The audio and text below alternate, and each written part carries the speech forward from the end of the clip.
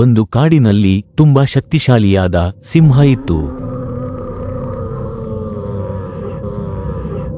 ಆ ಸಿಂಹದ ಒಂದು ಘರ್ಜನೆಗೆ ಎಲ್ಲ ಪ್ರಾಣಿಗಳು ಹೆದರಿ ಓಡುತ್ತಿದ್ದವು.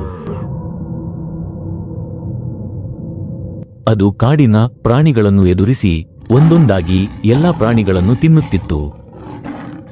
ಆ ಸಿಂಹವು ಎಲ್ಲ ಪ್ರಾಣಿಗಳ ಮೇಲೆ ದಬ್ಬಾಳಿಕೆ ನಡೆಸುತ್ತಿತ್ತು. ಸಿಂಹವು ಒಂದು ದಿನ ಎಲ್ಲ ಪ್ರಾಣಿಗಳನ್ನು ಕೂಗಿ ಕರೆಯಿತು.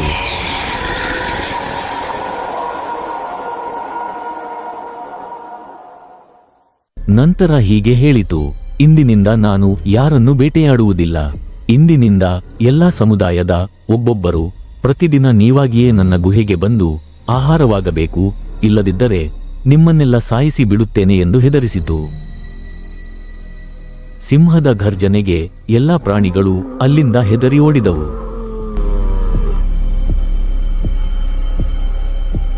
ಹೀಗೆ ಒಂದರಂತೆ ಪ್ರತಿದಿನ ಒಂದೊಂದು ಪ್ರಾಣಿಯು ಸಿಂಹಕ್ಕೆ ಆಹಾರವಾದವು. ಮೊಲದ ಸರದಿಯೂ ಬಂತು. ನಾನಿವತ್ತು ಸಿಂಹಕ್ಕೆ ಆಹಾರವಾಗಬೇಕಲ್ಲ ಎಂದು ದುಃಖದಿಂದ ಯೋಚಿಸುತ್ತಾ ಕುಳಿತ ಮೊಲ. ಆದರೆ ಈ ದಿನ ಮೊಲ ಸಿಂಹದ ಗುಹೆಗೆ ಹೋಗಲಿಲ್ಲ. ಏನು ಮಾಡೋಣ ಎಂದು ಸ್ವಲ್ಪ ಯೋಚನೆ ಮಾಡಿತು. ಆ ದಿನ ಮೊಲ ಸಿಂಹದ ಗುಹೆ ಕಡೆ ಹೋಗಲಿಲ್ಲ. ಸಿಂಹಕ್ಕೆ ಬಹಳ ಕೋಪ ಬಂತು.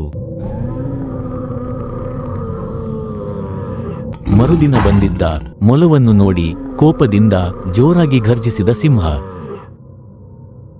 ನೆನ್ನೆ ಬರಬೇಕಾದವನು ಇವತ್ತು ಬಂದಿದ್ದೀಯಾ ಎಂದು ಪೆಟ್ಟು ಕೊಟ್ಟಿತು.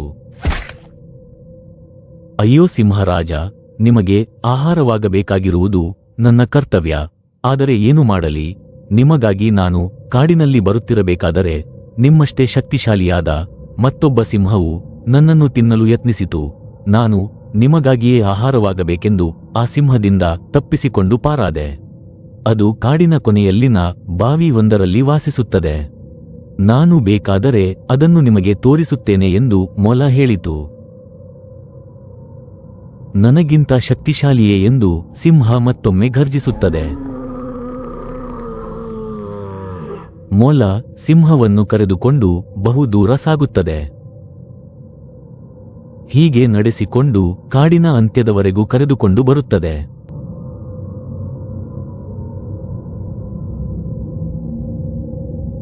ಇನ್ನೆಷ್ಟು ದೂರ ನಡೆಯಬೇಕು ಮೂರ್ಖ ಎಂದು ಕೋಪಗೊಂಡ ಸಿಂಹವು ಮತ್ತೆ ಮೊಲಕ್ಕೆ ಜಾಡಿಸಿ ಒದೆಯುತ್ತದೆ.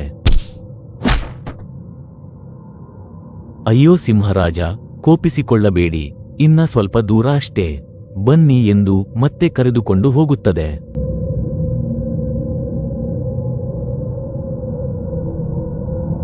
ಬಹುದೂರ ನಡೆದು ಸಾಗಿದ ನಂತರ ನೋಡಿ, ಆ ಕಡೆಯ ಕೊನೆಯ ಬಾವಿಯಲ್ಲಿದೆ ಎಂದು ತೋರಿಸುತ್ತದೆ.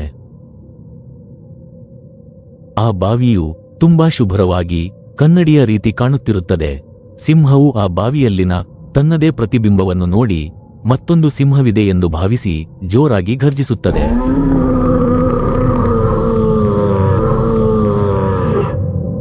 ನೋಡಿ ನೋಡಿ, ಆ ಬಾವಿ ಒಳಗಿನ ಸಿಂಹವು ನಿಮ್ಮನ್ನ ಹೇಗೆ ಎದುರಿಸುತ್ತಿದೆ ಎಂದು ಮೊಲ ಹೇಳಿದಾಗ ಮತ್ತಷ್ಟು ಕೋಪಗೊಂಡ ಸಿಂಹ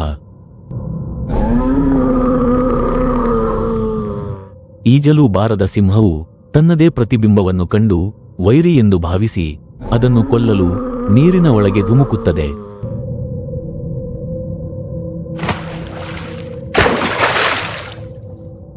ಈಜು ಬಾರದ ಸಿಂಹವು ನೀರಿನಲ್ಲಿ ಒದ್ದಾಡಿ ಒದ್ದಾಡಿ ಪ್ರಾಣ ಬಿಡುತ್ತದೆ. ಅದನ್ನು ನೋಡಿದ ಮೊಲ ಸಂತೋಷದಿಂದ ಕುಣಿದು ಕಾಡಿನ ಒಳಗೆ ಓಡುತ್ತದೆ. ಸಿಂಹದ ಬಾಯಿಂದ ಪಾರು ಮಾಡಿದ ಮೊಲವನ್ನು ಎಲ್ಲಾ ಪ್ರಾಣಿಗಳು ಕೃತಜ್ಞತೆ ಸಲ್ಲಿಸುತ್ತವೆ. ಸಿಂಹಕ್ಕೆ ತೋಳ್ಬಲ ಇತ್ತು, ಸಾಮಾನ್ಯ ಜ್ಞಾನ, ಚತುರತೆ, ಸಹನೆ ಇರಲಿಲ್ಲ. ಆದರೆ ಮೊಲಕ್ಕೆ ಯೋಚನಾ ಶಕ್ತಿ ಇದ್ದಿದ್ದರಿಂದ ತಾಳ್ಮೆಯಿಂದ ಯೋಚಿಸಿ ಸಿಂಹದ ದೌರ್ಬಲ್ಯವನ್ನು ಕಂಡುಕೊಂಡು ಬುದ್ಧಿವಂತಿಕೆಯನ್ನು ಉಪಯೋಗಿಸಿ ಅಪಾಯದಿಂದ ಪಾರಾಯಿತು. ಈ ವಿಡಿಯೋ ನಿಮಗೆ ಇಷ್ಟವಾದರೆ ಪ್ಲೀಸ್ ಒಂದು ಲೈಕ್ ಕೊಡಿ. ನಮ್ಮ ಚಾನೆಲ್ಗೆ ಸಬ್ಸ್ಕ್ರೈಬ್ ಮಾಡಿ, ವಿಡಿಯೋವನ್ನು ಶೇರ್ ಮಾಡಿ. ಪ್ಲೀಸ್ ಒಂದು ಲೈಕ್ ಕೊಡಿ. ಮುಂದಿನ ವಿಡಿಯೋದಲ್ಲಿ ಭೇಟಿ ಆಗ್ತೀವಿ. ಅಲ್ಲಿವರೆಗೂ ನಾನು ಚಿನಕಿ, ಇವನು ಮಿಟ್ಕ. ಬಾಯ್ ಬಾಯ್ ಬಾಯ್.